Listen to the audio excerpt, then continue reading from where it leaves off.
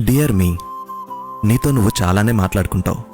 కాస్త మాటల్ని కూడా నువ్వు అర్థం చేసుకుంటే ఇంకా బాగుంటుంది. బయటకు ఎంత స్ట్రాంగ్గా కనిపిస్తున్నావో లోపల కూడా అంతే స్ట్రాంగ్ అవ్వే ప్రయత్నం చేయాలి. చిల్లవు.